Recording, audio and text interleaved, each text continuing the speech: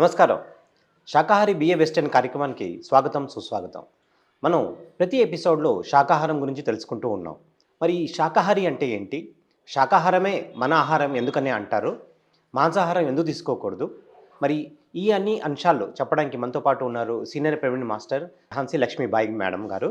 So, ఆవిడ మనకి శాకాహారం పైన ఇవాళ మనతో చర్చ చేస్తారు. నమస్తే మేడం. నమస్తే sir. Welcome to the show. Okay. Yes madam. So, ఈ శాకాహారం అనేసి అంటారు. శాకాహారం మానవ ఆహారం అంటారు. మరి ఈ అంశంలో మీ యొక్క అభిప్రాయం ఏంటి?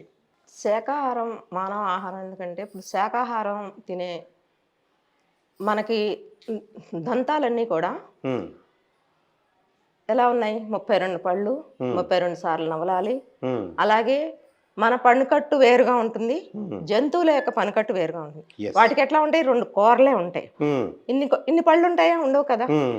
అవి ఏం చేస్తాయి? మాంసాహారం తినేటప్పుడు ఇలా లాక్కుని తింటాయి. హ్మ్. కానీ మన పళ్ళకట్టు అట్లా లేదు. యెస్. అన్ కాబట్టి మనము శాకాహారం తినటానికి పుట్టాం కానీ మాంసాహారం తినటానికి మనం పుట్టలేదు. యెస్. కాబట్టి మనకి అలాగే మాంసాహారం తిన్న జంతువుల యొక్క ప్రయోగాలు ఎలా ఉంటాయంటే చాలా షార్ట్గా ఉంటాయి. హ్మ్. అందుకనే వాటికి తొందరగా అరుగుతాయి. హ్మ్. కానీ అది మంది అసలు మన ప్రేగులను కనుక బయటకు తీసి చూస్తే దగ్గర దగ్గర 2-3 కిలోమీటర్లు 2-3 మీటర్లు ఉన్నాము. ఓకే. అంత లెంత్ ఉంటాయి. హ్మ్. అంటే మీరు మాంసాహారం తిన్నప్పుడు ఈ ఆహారం డైజెషన్ అయ్యి ఈ ప్రేగుల ద్వారా బయటకు రావడానికి ఎంత టైం పడుతుంది? హ్మ్. చాలా టైం పడుతుంది. చాలా టైం పడుతుంది. హ్మ్. అవి వాటికేంటి అందుకనే అవి తింటాయి తొందరగా ప్రేగులతో లెంత్ తక్కువగా ఉండటంలో తొందరగా అరిగిపోతే మళ్ళీ వెంటనే తింటాయి. కానీ మనం ఏం చేస్తున్నాము? ఆ మాంసాహారం తింటున్నాం. హ్మ్. తింటూ మళ్ళీ ప్రొద్దున తింటాం. హ్మ్. సాయంత్రం తింటాం. మళ్ళీ దానివల్ల అనారోగ్యాలు కూడా వస్తాయి. హ్మ్. శాకాహారం తింటే ఫ్రూట్స్ తింటే 1 అవర్లో అరిగిపోతాయి. హ్మ్. అసలు పచ్చి కూరగాయలు తిన్నా కూడా 2 అవర్స్ మ్యాక్సిమం అరిగిపోతాయి. హ్మ్. వండిన ఆహారం తింటే మాత్రం 3 అవర్స్. హ్మ్. అంటే మన ప్రేగులు ఆ సిస్టమ్కి తయారైనవి. అంటే విశ్వాత్మ తయారు చేసేటప్పుడు మన శరీరాన్ని హ్మ్. ఇలా తయారు చేస్తాడు. యెస్. కానీ జంతువులు కూడా అన్నీ మరి అలా తింటాయా? తినవు. కొన్నిటికి మాంసాహారం జంతువులు ఉన్నాయి, కొన్ని శాకాహార జంతువులు ఉన్నాయి, కొన్ని మాంసాహారం అండ్ శాకాహారం 2 కూడా తింటాయి. పిల్లి ఉంటుంది, పాలు తాగుతుంది, ఇటు మాంసాహారం తింటుంది. హ్మ్. అంటే వాటి యొక్క సిస్టమ్ అలా. అలాగే ఇప్పుడు ప్రకృతిలో ఇప్పుడు ఒక్క మనిషిని ప్రతి జంతువు ఏం చేస్తుంది? పాములే ఉన్నాయి. హ్మ్. ప్రకృతిని కాపాడాలి అంటే ఎలుకలను తినేస్తాయి. యెస్. ఎలుకలు అందుకని ఇప్పుడు మన రైతుల పంటలు పాడుకోకూడదంటే ఎలుకలు ఉండకూడదంటే పాములు ఉండాలి. హ్మ్. అలాగే అట్లా భగవంతుడు ఒకదాన్ని ఒకటి మనం సృష్టిని నడపటానికి ప్రతి జంతువుని అసలు అన్ని జంతువులు పుట్టాక కదా మానవుడు పుట్టింది. హ్మ్. ఆది మానవుడికి తెలియదు కాబట్టి మాంసాహారం తినేవాడు. యెస్. ఎప్పుడైతే మనిషి యొక్క తెలివితేటలు అభివృద్ధి పెరుగుతుందో హ్మ్. ఇది మన ఆహారం కాదు అని తెలుసుకుని హ్మ్. మాంసాహారం నుంచి మెల్లమెల్లగా అసలు మొదట్లో పచ్చి మాంసం తినేవాడు. మెల్లమెల్లగా చెట్లు చేమలు పెంచుకుంటూ ఆ ఆకులు అలాలు తింటూ అయితే అప్పుడు అతనికి డిఫరెన్స్ తెలిసింది. హ్మ్. మాంసాహారానికి శాకాహారం డిఫరెన్స్ తెలిసింది. హ్మ్. అలా తెలిసినప్పుడు మెల్లమెల్లగా చెట్లు ధాన్యాలు అన్నీ పండించుకుంటూ మెల్లగా మానవుడు శాకాహారంలోకి వచ్చాడు. ఓకే. కానీ కొంతమందికి ఏంటంటే ఈ జిహ్వచాపల్యం మాంసాహారం వల్ల జిహ్వచాపల్యమే తప్ప ఏం లేదు. నేను కూడా మాంసాహారం తిన్నదాన్నే, ఓకే. అందులో అతిగా తిన్నదాన్ని. హ్మ్. నేను చిన్నప్పుడు 4 రోజులు మాంసాహారం తినేదాన్ని, హ్మ్. మిగతా 2 రోజులు గుడ్లు తినేదాన్ని. హ్మ్. ఒకరోజు వెజిటేరియన్, అది కూడా బెండకాయ బంగాళాదుంప రెండే తినేదాన్ని ఓకే. చిన్నప్పుడు. హ్మ్. ఎందుకంటే అట్లాంటి అట్మాస్ఫియర్లో ఉన్నాం. అట్లాంటి దాన్ని నేను ఈ శాకాహారంలో 35 ఇయర్స్ అయింది మానేసి. ఓహ్! Very good. హ్మ్. ఎందుకంటే నాకు శాకాహారం తినటం వల్ల లాభము నష్టము ఇవన్నీ నాకేమీ తెలియదు. కాకపోతే నా మ్యారేజ్ అయిన తర్వాత నేను పుట్టింట్లో అలా తిన్నాను. కానీ నేను పెళ్ళి అయ్యి మహారాష్ట్ర వెళ్ళిన తర్వాత అక్కడ ఎవ్వరు మాంసాహారం తినరు. ఓహ్! హ్మ్. ప్రొద్దుటే స్నానం చేయంది వంట చేయరు. హ్మ్. అసలు లేవటమే బాత్రూంలోకి వెళ్ళి స్నానం చేసి బయటకు వచ్చి వంట చేసి వంటింట్లోకి వెళ్తారు. ఓహ్! అట్లా మాంసాహారం తినరు. అలాంటి అట్మాస్ఫియర్లో నేను 25 ఇయర్స్ ఉన్నాను. ఆ 25 ఇయర్స్ ఉన్నప్పుడు మాంసం వండుకుంటే చుట్టుపక్కల అద్దెలకు ఉండేవాళ్ళం. ఇంట్లో వాళ్ళు ఊరుకోరు కదా! అలా మాంసాహారం తినేవాళ్ళం కాదు. ఓకే. ఎప్పుడో నెలకో, 2 నెలలకో అట్లా. అది తెచ్చుకున్న తర్వాత కూడా ఇంటికి ఎవరన్నా వచ్చారు అంటే వాళ్ళెళ్ళే వరకు మనం వెయిట్ చేయాల్సొచ్చేది. ఓకే. పని మనిషి కూడా తోమేది కాదు. అక్కడ అంత సిస్టమేటిక్. అట్లాంటి అట్మాస్ఫియర్‌లో ఉండటంతో చాలా వరకు నాన్ వెజ్ నేను ఇంచుమించు 80% మానేసినట్టే అయింది. ఓకే. పిల్లలు పుట్టారు. తర్వాత ఏమైంది, ఫస్ట్ టైం నేను నాన్ వెజ్ మానటానికి కారణము మా నాన్నగారికి బ్రెయిన్ ట్యూమర్ వచ్చింది. ఓకే. బ్రెయిన్ ట్యూమర్ వచ్చినప్పుడు మేము మహారాష్ట్రలో ఉన్నప్పుడు మా నాన్నగారికి ఇక్కడ అపోలో హాస్పిటల్లో ఆపరేషన్ చేయించాం. చేయించిన తర్వాత మా ఫాదర్ చేయించిన తర్వాత మా వారు వెళ్ళిపోయారు. నేను ఇక్కడే ఉన్నాను. ఇక్కడే ఉన్నప్పుడు ఇంటికి వెళ్ళిపోయాము. ఇంటికి వెళ్ళిపోయిన తర్వాత మా అమ్మవారు ఫోన్ చేసి, మీ నాన్నగారు సీరియస్ రా అన్ని పీకేస్తున్నారు. ఇంత గడ్డ అనమాట ఇక్కడ. ఓకే. అంది. అంటే ఫస్ట్ టైం నేను ఎందుకో బాబా గారిని ఫస్ట్ టైం షిరిడి సాయిబాబా గారిని నేను తలుచుకోవటం. అప్పటి వరకు నేను చిన్నప్పుడు బాగా పూజలు చేసేదాన్ని, ఉపవాసాలు ఉండేదాన్ని, అన్నీ చేసేదాన్ని, కానీ నాన్ వెజ్ తినేదాన్ని. ఓకే. అట్లా చదువుతున్నప్పుడు బాబా గారిని ఫస్ట్ టైం తలుచుకున్నాను. తలుచుకుని మా నాన్నగారు మంచిగా ఉండాలి, చేయాలని అలా అనుకున్నప్పుడు మేము మహారాష్ట్రలో ఉన్నప్పుడు మేము ఒక లాతూర్ జిల్లా అని మీరు వినే ఉంటారు. అక్కడ ఆ ప్రాంతాల్లోనే ఉండేవాళ్ళం. ఉన్నప్పుడు మా వారు కాలేజీ ప్రిన్సిపాల్గా చేస్తూ మీటింగ్లకి ఔరంగాబాద్ వెళ్ళేవారు. వెళ్ళినప్పుడు నేను ఆయనతో పాటు వెళ్ళి షిరిడి వెళ్ళిపోయేదాన్ని. ఓకే. ప్రొద్దున్న 7 గంటలకు బస్సుకి వెళ్ళిపోయి షిరిడికి వెళ్ళిపోయి అట్లా ఫస్ట్ టైం షిరిడి వెళ్ళినప్పుడు నాకు అతి ఇష్టమైంది బాబాగారి దగ్గర వదిలేయాలి అని మాంసాహారం వదిలేసాను. ఓ వెరీ గుడ్. అంతేగాని అప్పటి వరకు నాకు మాంసాహారం తినటం వల్ల నష్టము, శాకాహారం తినటం వల్ల లాభాలు ఇవన్నీ నాకు అసలు జీరో నాలెడ్జ్. కాకపోతే నేను మాంసాహారం తిన్నప్పుడు ఎలా ఉండేదాన్ని అంటే చాలా లేజీగా ఉండేదాన్ని, చాలా అగ్రెసివ్గా ఉండేదాన్ని. మా నాన్నగారు వచ్చి మంచినీళ్ళు ఇమ్మన్నా కూడా లేసి ఇచ్చేదాన్ని కాదు. ఓకే. మా అమ్మ తిట్టేది, నువ్వు రేపు పెళ్ళైన తర్వాత సంసారం ఎట్లా చేసేస్తావే, మీ నాన్నగారు వచ్చి మంచినీళ్ళు ఇమ్మని అనేదాన్ని. అట్లా ఉండేదాన్ని. అట్లా ఉన్నదాన్ని మాంసాహారం మానేసిన తర్వాత చేంజెస్ నాకు అంతగా తెలియదు.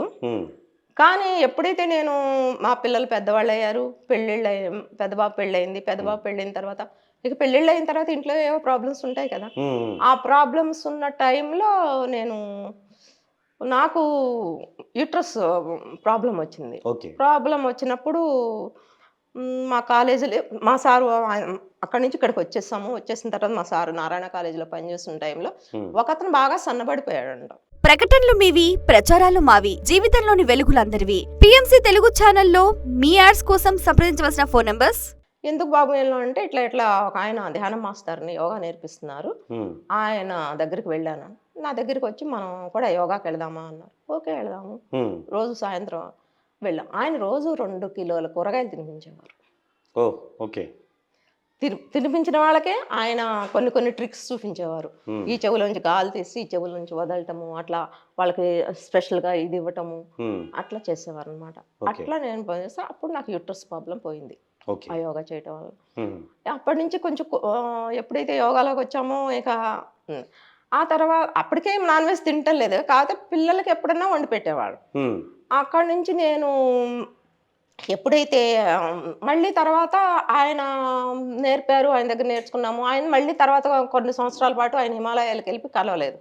తర్వాత నేను ఒకరోజు మళ్ళీ టీవీ పెట్టినప్పుడు రామ్దేవ్ బాబా గారిది క్లాస్ చూసాను.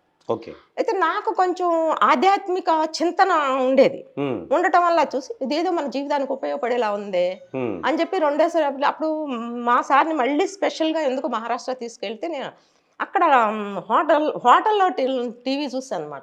చూసి ఇదేదో మనకు పనికొచ్చేలా ఉంది, ఇక్కడే ఒక సింగిల్ బెడ్రూమ్ తీసుకుని టీవీ కొనుక్కుందామని కొనుక్కున్నాను. కొనుక్కుని ఆయన ప్రోగ్రామ్ చూస్తుంటే షిరిడీలో ఆయన ప్రోగ్రామ్ పెడుతున్నారు అని చెప్పి మేము వస్తే వెంటనే షిరిడీకి టికెట్ కొనేసుకుని నేను ఒక్కదాన్నే వెళ్ళిపోయి క్లాసెస్ చేశాను. అయితే అప్పుడు ఆయన చెప్తారు కదా నాన్ వెజ్ గురించి, నష్టము, ఎగ్ తింటావు, ఎగ్గ తినేది వెనక నుంచి వచ్చేది తింటావా, ఆయన చెప్పే భాషలా ఉంటుంది కదా, అట్లా ఆయన దగ్గర అలా నేర్చుకుని కాఫీ టీలు మానేసేమని అట్లా అప్పుడు ఆయన దగ్గర నేను టీచర్గా ప్రిపేర్ అయ్యి టీచర్గా క్లాసెస్ తీసుకుని ఒక 13-14 సంవత్సరాలు యోగా టీచర్గా పనిచేస్తాను అనమాట. పనిచేసి అప్పుడు అప్పుడు ఇక నాన్ వెజ్ మీద ఇక ఇంట్లో మా సార్ కూడా యోగా ఇవి అన్నీ ఆయన బయట క్లాసెస్ చెప్పినా ఇంటికి వచ్చిన వాళ్ళకి యోగా నేర్పించడం అన్ని అందులో ఆయనకి సైన్స్ సబ్జెక్ట్ తెలుసు కాబట్టి దాన్ని ఇంక్లూడింగ్ చేసి బాగా యోగా క్లాసులు తీసుకునేవారు. రామ్దేవ్ బాబా గారి షాప్ నడిపే వాళ్ళం మేము. ఓకే. పేషెంట్స్కి వీళ్ళని అన్ని చెప్పిస్తూ అట్లా చేస్తున్న టైం అవుతా ఉండగా మా సార్ ఏం చెప్పారు, మా పిల్లలకి మా పద్ధతుల ప్రకారం మా ఇంటికి ఎవరు వస్తారో వాళ్ళే రండి, మా ఇంటికి వచ్చిన వాళ్ళు మా ఫుడ్డే తినాలి. అంటే మీ ఇంటికి వచ్చే వాళ్ళందరూ శాకాహారమే తినాలి, ఆ, మాంసాహారం తినేవాళ్ళు మా ఇంటికి రావద్దని ఖచ్చితంగా చెప్పారు. రావద్దని కాదు, తింటే తినండి, కానీ మా ఇంటికి వస్తే మాత్రం మా ఆహారమే తినాలి. ఓకే. మా పిల్లలకి చెప్పేశారు. మా ఆడపడుచు మగడ మా సిస్టర్స్ వాళ్ళు పిచ్చిగా నాన్ వెజ్ తింటారు. మీ ఇంటికి వస్తే ఉంది బ్రాహ్మణ భోజనం పడేస్తావు, పప్పు నెయ్యి పడేస్తావు అని చెప్పారు. మా ఇంట్లో ఇదే ఉంటుంది, మీకు ఇష్టం అయితే రండి, లేకపోతే లేదు, మా ఇంట్లో మాత్రం వండము అని చెప్పేసేదాన్ని. అట్లా ఉంది. కాకపోతే పూర్తిగా శాకాహారం తినటం వల్ల లాభాలు అనేది యోగాలో ఉన్నప్పుడు 70% వరకు తెలిసింది. అయితే మాంసాహారం తినటం అనేది నష్టము, ఈ జంతువులను నాశనం చేస్తున్నాము, పర్యావరణానికి నష్టం, ఇవంతగా నాకు అంత నాలెడ్జ్ లేదండి అప్పట్లో. కాకపోతే శరీరానికి మంచిది, యోగా చేస్తున్నాము, జీవ జంతువులను చంపకూడదు, ఇంత చిన్న చిన్నగా తెలుసు. ఈ చెల్లుగా చేస్తుంది ఈ ప్రయాణంలో 12 సంవత్సరాలు చేస్తుంటే నాకు ఒక మస్తాన్ భయ్య అని ఉన్నారు. ఆయన నన్ను ఒక రోజున వచ్చి, నాకు ధ్యానం అంటే అప్పటి వరకు నేను ధ్యానం చేస్తాను, ధ్యానంలోకి వస్తాను, అసలు ఏం నాకు కళలో కూడా స్వప్నంలో కూడా లేదు. అయితే ఆయన వచ్చి ఒక రోజున వచ్చారు, అక్క మేము ఒక సిస్టర్ లాగా ఉంటాను, అక్క ఇట్లా 108 శ్రీనివాసరావు గారంట మిర్కాబా పిరమిడ్ తీసుకున్నారంట, మనం ఖమ్మంలో చెప్పారు, నీకు తెలుసా? నాకెందుకు తెలియదు, మన షాప్కి వస్తారైనా అన్ని సరుకులు తీసుకెళ్ళడానికి, అప్పుడప్పుడు మేము రోడ్డు మీద కూడా ఉంచుకుని మాట్లాడతాము అని చెప్పారు. అయితే రేపు నన్ను తీసుకెళ్తావు ఆయన దగ్గరికి అన్నారు. తీసుకెళ్తాను అన్నా. తీసుకెళ్తాను అన్న తర్వాత తీసుకెళ్ళాను రెండో రోజు. ఇట్లా శ్రీనివాసరావు గారు ఇట్లా మా భయ్య వస్తున్నాడు ఇలా అని చెప్తే, అలాగే ఇదిగో పిరమిడ్ కూర్చోమన్నారు. కానీ అప్పుడు అంటే నాకు పిరమిడ్ అంటే అంతకుముందు 1 year క్రితం ఇట్లా చిన్నది తీసుకొచ్చి ఇచ్చాడు మస్తాన్ భయ్య, కానీ నాకు దాని మీద ఇది లేదు కదా, నేను దాని మీద ఎక్కడ కట్టాలో తెలియలేదు, సరిగ్గా కూర్చునే దాని గారు చేసేదాన్ని కాదు. ఎప్పుడైతే ఆయన దగ్గర తీసి ఇట్లా కూర్చోమ్మా అంటే కూర్చున్నారు. అప్పటికి కూడా నాకు ఆ ఫ్రీక్వెన్సీ ఇవన్నీ ఫిజికల్ బాడీ నాలెడ్జే కానీ మెంటల్ బాడీ నాలెడ్జ్ అంతవరకు పూర్తిగా లేదు కదా. అవడంతో నేను కూర్చున్నాను అంతే. అయితే ఖమ్మం ఫోన్ చేసి ఆయన మాట్లాడుతూ, నేను ఇట్లా బుక్ చేస్తుంటే ఇట్లా 20 ఏమో పిరమిడ్లు వచ్చేది ఉంది హైదరాబాద్, మాకు కూడా కావాలంటే, అయితే భయ్యా నాకు కూడా ఒకటి బుక్ చేయనేసి. కాకపోతే నా దగ్గర 10,000 ఉన్నాయి, 20 అంటున్నారంటే, సరే నేను ఇస్తాలే, నీకు నాకు కూడా బుక్ చేస్తానని ఆయన బుక్ చేశారు. కాకపోతే వాళ్ళ ఇంట్లో వాళ్ళ బాబు ఒప్పుకోలేదు, ముస్లిమ్స్ కదా, వాళ్ళ బాబు ఒప్పుకోలేదు. ఆయన అయితే పూర్తిగా అయింది. అయితే నాకు పిరమిడ్ తీసుకొచ్చారు, ఆ పిరమిడే తీసుకొచ్చి ఇంట్లో పెట్టారు. పెట్టిన తర్వాత నేను ఎవరి దగ్గరికి నేను ధ్యానం నేర్చుకుంటాకైతే వెళ్ళలేదు. అప్పుడప్పుడు శ్రీనివాసరావు గారి దగ్గరికే కొంచెం వెళ్ళేదాన్ని, వెళ్ళి పైన కూర్చుని కొంచెం చేసుకుని వచ్చేదాన్ని. చేసుకుని పిఎంసి ఛానల్స్ నేను ఎక్కువగా యూట్యూబ్లో చెప్పాను కదా, నేను యూట్యూబ్లో ఆధ్యాత్మిక కార్యక్రమాలు ఏమైనా కూడా బాగా ఇంట్రెస్ట్గా చూస్తాను అనమాట. చూస్తా అంటే నాకు పిఎంసి కనపడింది. ఇదేదో మనకి ఉపయోగపడేలాగా ఉంది కదా అని ఇక పిఎంసి ఆన్ చేయటం మొదలుపెట్టా. అయితే మన బాలకృష్ణ గారు రామాచారి గారి క్లాసులు వినటం మొదలుపెట్టా. ఇంకా అప్పటి నుంచి ఇక రెగ్యులర్గా క్లాసులు వినేదాన్ని. ఇంట్లోనే కూర్చుని పిఎంసి పెట్టుకుని వాళ్ళ క్లాసులు పెట్టుకుని చేసుకున్నాను. 2 గంటలు 2.5 గంటలు కూడా కూర్చునేదాన్ని. ఓకే. అంటే పిఎంసిలో మరి శాకాహారం గురించి చెప్పిన ప్రోగ్రామ్స్ అనేవి మీరు చూసారా? శాకాహారం గురించి మీరు ఏం తెలుసుకున్నారు పిఎంసిలో? చెప్తే ఇప్పుడు శాకాహారం అంటే ఇప్పుడు పర్యావరణంలో జీవ జంతువుల వల్ల ఇప్పుడు మనం ఆడది ఏడిస్తే అరిష్టం అంటాం, లేదా ఇంట్లో ఏడిస్తే అరిష్టం అంటాం. అంటే మరి జీవ జంతువులు ఏడిస్తే కూడా మనకు ప్రకృతికి నష్టమే కదా. మరి అలాగే ప్రకృతిలో జీవ జంతువులన్నీ నశించిపోతే నువ్వెలా జీవిస్తావు? ఇప్పుడు మన ఎలుకలు ఉండకూడదు అంటే పాములు ఉండాలి, పాముల్ని గ్రద్దలు ఉంటాయి, గ్రద్దలకి ఇంకోటి ఉంటుంది. మరి సృష్టిలో ఇవన్నీ ప్రకృతి పూర్ణాత్మ అని మనం చెప్తున్నాం కదా, ఆయన ఎందుకు సృష్టించాడు? ఇవన్నీ పర్యావరణంలో ఇవన్నీ ఉంటేనే ఈ ప్రకృతి నిలబడుతుంది. లేకపోతే ఇవన్నీ నశించిపోతే మానవుడు అక్కడ ఏం చేయగలడా? ఏం చేయలేడు కదా. అందుకోసము ఎప్పుడు కూడా మనం శాకాహారం తింటుంటే ఏమవుతాయి, ఈ జీవ జంతువులన్నీ బాగుంటాయి, అంటే మన ప్రకృతిని కాపాడుతాయి అవి. వాటిలో ఎందుకంటే ఇప్పుడు మనుషులు ఎక్కువైపోయినా మరి భూకంపాలు వస్తున్నాయి, కరోనా వచ్చింది, ఇట్లా మనం ఇవన్నీ జరుగుతున్నాయి కదా. ఎందుకు? ఏదైనా ప్రకృతి బ్యాలెన్స్ చేస్తుంది. మనం ఏమంటాం, ఇప్పుడు మా అబ్బాయే ఉన్నాడు, నాన్ వెజ్ తినొద్దా, తినకపోతే కోళ్ళన్నీ పెరిగిపోవా అంట. అరే ప్రకృతి బ్యాలెన్స్ చేస్తుంది, నువ్వెవరివి ఆ ప్రకృతిని బ్యాలెన్స్ చేయటానికి? నువ్వు చేయాల్సింది ఏంటంటే నువ్వేం తినాలి, నీ పరంగా ఈ ప్రకృతికి ఈ పంచభూతాలకి నీ కర్తవ్యం ఏంటి అనేది నువ్వు ఆలోచించుకుని ఏ ఆహారం నీకు ఉపయోగపడుతుంది, ఏ ఆహారం నీకు ఉపయోగపడదని ఆలోచించుకుని నువ్వు తిన్నప్పుడు నీ శరీరం బాగుంటుంది. ఇప్పుడు విషపూరితాలైన ఆహారం తిన్నావు అనుకో, నీ శరీరం కూడా విషపూరితం అవుతుంది. ఇప్పుడు మనం ఒక జీవ జంతువుని చంపుతున్నాం. నాకు చిన్నప్పుడు చంపుతుంటే నాకు అంత కొంచెం తెలిసేది, అది గిలగిలలాడుతుంటే అబ్బా చూస్తే మాత్రం తినలేమండి. ప్రకటనలు మీవి, ప్రచారాలు మావి, జీవితంలోని వెలుగులందరివి. పిఎంసి తెలుగు ఛానల్లో మీ యాడ్స్ కోసం సంప్రదించవలసిన ఫోన్ నంబర్స్. అలా గిలగిలలాడుతుంటే చాలా బాధపడేదాన్ని. కానీ ఇంకా ఆ అజ్ఞానంలో ఉన్నాం కదా, ఉంటుంటే తెలిసేది కాదు. ఎప్పుడైతే ఈ శాకాహారంలోకి వచ్చాక ఇప్పుడు నేను పూర్తిగా శాకాహారం, అలాగే నేను ప్రకృతి శాకాహారం తింటూ ప్రకృతిని కాపాడే పనులు కూడా నేను చాలా చేస్తాను. Very good. అలాంటి ఏ పనులు మేడం మీరు ప్రకృతిని చెప్తాను వినండి. ప్రకృతి ఆహారం అంటే ఇప్పుడు మనము ఉన్నామంటే ఇప్పుడు పూర్వకాలము ఒక్కొక్క వృత్తి ఒక మనిషికి పెట్టాడు. ఎందుకు?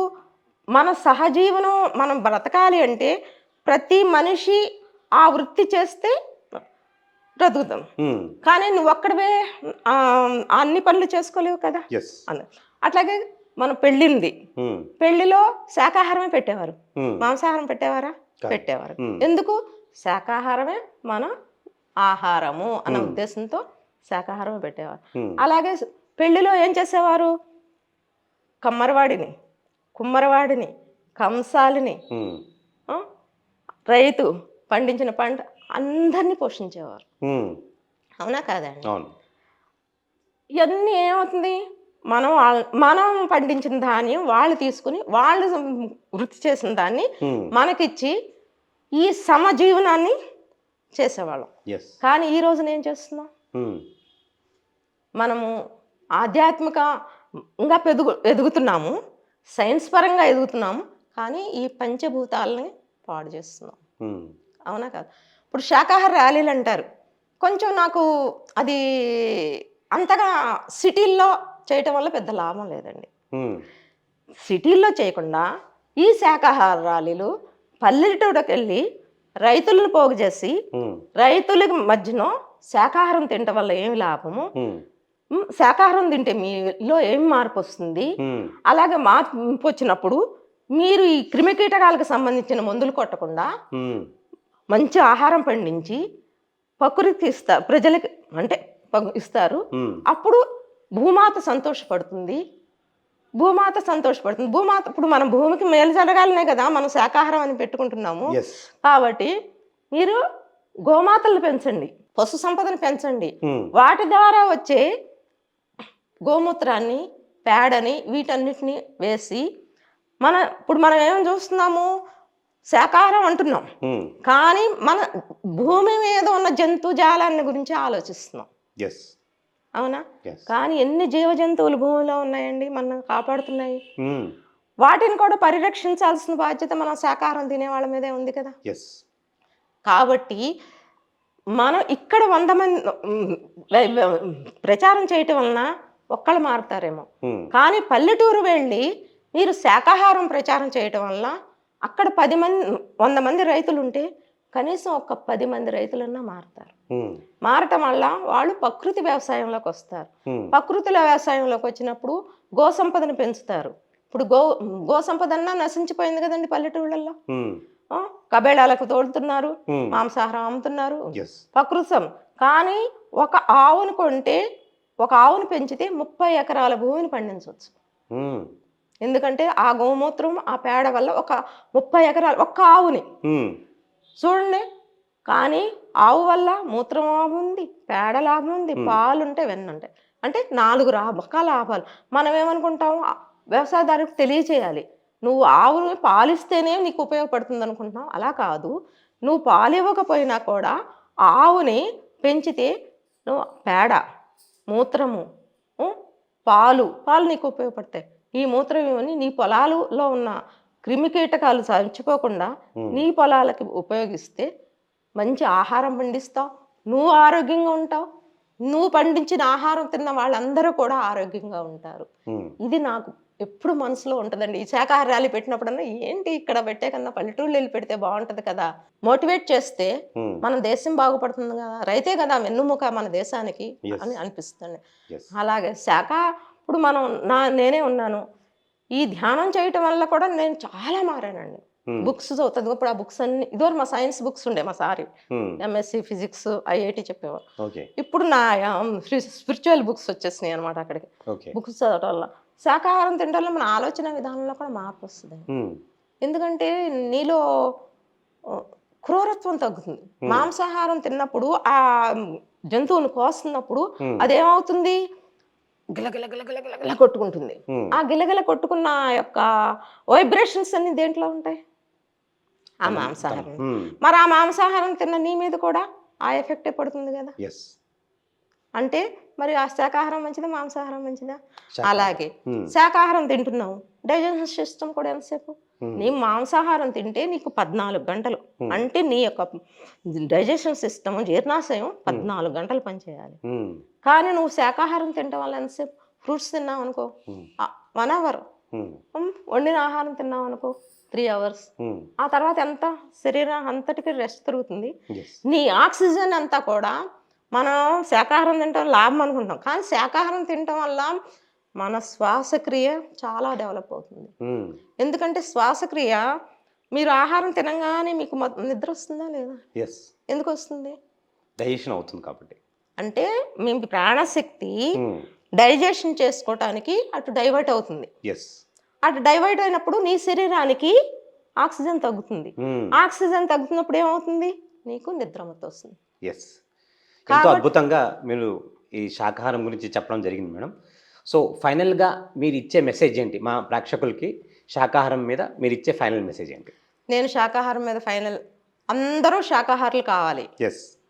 అలాగే శాకాహారులు ర్యాలీలు ఎక్కువ పల్లెటూళ్ళలో చేయాలి. చేసి రైతులను మోటివేట్ చేసి వాళ్ళని మంచి ఆహారాలు మన సిటీలకు అందించేలాగా చేసి, మనం ఆహారం తిని మనం ఇంకా కొంతమందికి ధ్యానం నేర్పి, మనం ఇంకా వాళ్ళని మోటివేట్ చేసి, ఏంటి నాన్ వెజ్ తినటం వల్ల నష్టం ఏంటి, ఇవన్నీ కూడా మనం తెలియజేసి, ఇవన్నీ తెలియజేయాలంటే పిఎంసి ద్వారా, పిఎంసి చూడాలి అందరూ, పిఎంసిని అందరూ మోటివేట్ చేసి ప్రతి వాళ్ళకి, మీ పక్క వాళ్ళకి చెప్పాలి, తెలియని వాళ్ళకి.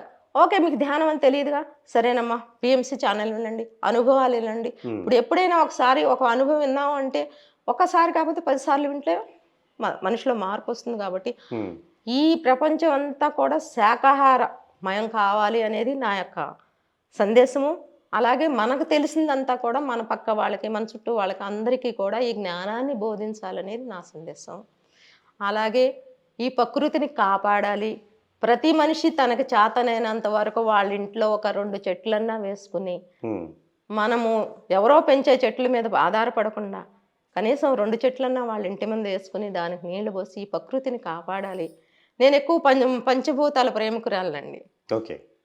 అందుకని నేను వ్యవసాయదారు బిడ్డగా పుట్టాను కాబట్టి ఎక్కువగా నేను పంచభూతాలను కాపాడితేనే మనం బాగుంటాము. పంచభూతాలు నశించిన రోజున తుఫాన్లు ఇవి అన్నీ వచ్చి ఈ ప్రకృతి అల్లకల్లం అయిపోతుంది. కాబట్టి అందరూ కూడా ప్రకృతిని కాపాడండి, చెట్లను పెంచండి. మీ వ్యవసాయదారులు అయితే మీరు ప్రకృతి వ్యవసాయం చేయడానికి ప్రయత్నం చేయండి. ఇవన్నీ అలాగే మాంసాహారం అనేది నిషిద్ధం అని ప్రతి మనిషికి తెలిసిన ప్రతి మనిషికి చెప్పండి. మనము మాంసాహారం తింటే జంతువు కోసామంటే మళ్ళీ అది పుట్టదు. కానీ నాకు మొన్నని మధ్యన ఒక ఆమెని నేను అలా చెప్తే, మీరు చెట్టుని ఇది కొయ్యట్లేదా అని కట్ చేయట్లేదా అని. కానీ చెట్టుని ఒక ఆకు కోసాము అంటే మళ్ళీ దానికి చిగురు వస్తుంది, అంటే దాంట్లో ప్రాణశక్తి ఉంటుంది. కానీ ఒక జీవిని చంపామంటే ఇంకొక జీవి దాంట్లో ఉంచి పుట్టదు, ప్రాణశక్తి ఉండదు. కాబట్టి ప్రతి వాళ్ళు చెట్లు పెంచండి, ప్రాణశక్తిని పెంచండి, పర్యావరణాన్ని కాపాడండి. ఇది నా సందేశం. మరి మీరు ఎంతో అద్భుతంగా మరి శాకాహారం మీద మీకున్న అనుభవాలు, మీకున్న అభిప్రాయాలు చాలా విపులీకరించి మాకు చెప్పడం జరిగింది. సో మీకు ఇంత జ్ఞానం ఇచ్చినందుకు మీకు ఎంత కృతజ్ఞతలు. Thank you sir, thank you. So ఇదండి ఇవాల్టి శాకాహారి ఎపిసోడ్. ఇంకొక ఎపిసోడ్లో మళ్ళీ కలుసుకుందాం. అంతవరకు నమస్కారం.